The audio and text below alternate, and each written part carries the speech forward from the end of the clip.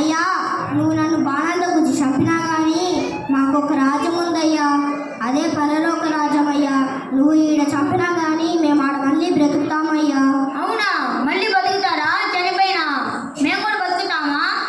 మేము ఎన్నో మందిని చంపాము, ఎన్నో మంది రక్తాన్ని తాగాము, ఎన్నో మంది మాంసాన్ని తిన్నాము. మమ్మల్ని కూడా బతికిస్తారా? అవునయ్యా, మీలాంటి ఎంతో మంది పాపుల్నే మా యేసు రక్షించడానికి ఈ లోకానికి వచ్చాడయ్యా. అవునా? సరేనయ్యా. అవునా? చనిపోయిన బతికిస్తాడా? అదెట్టా? దేవుడు అంత పెద్ద గొప్ప.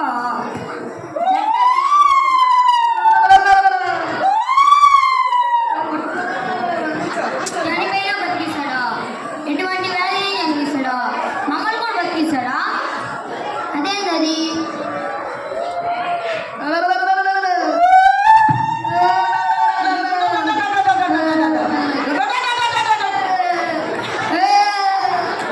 ఈ విషయం గురువు గారు చెప్పండి. గురువు గారు, దొరగారు వస్తున్నారు. దొరా,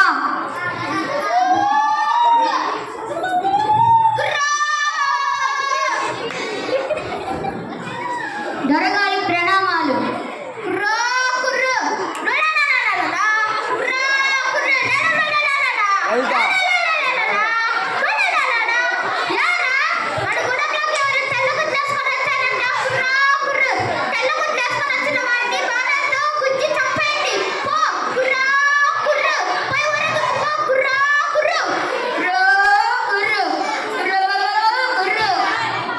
దొరగారు చెప్పిన మాట ఆజ్ఞాపించారు.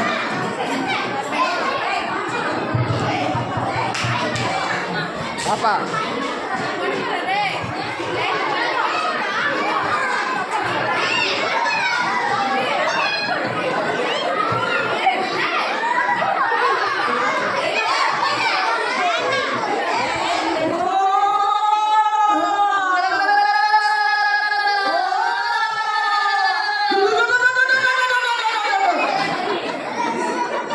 ఓ అమ్మలారా, ఓ ఏలారా, ఈ విషయం తెలియజేయడం ఏమనగా మన గూడెంలోకి తెల్ల గుడ్లేసుకుని వచ్చిన వాళ్ళని బాణాలతో గుచ్చి చంపాలంట.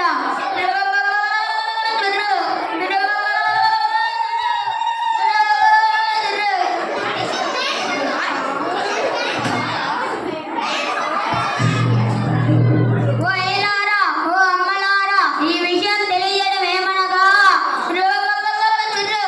మన గూడెంలోకి తెల్ల గుడ్లేసుకుని వచ్చిన వాళ్ళని బాణాలతో గుచ్చి చంపాలంట.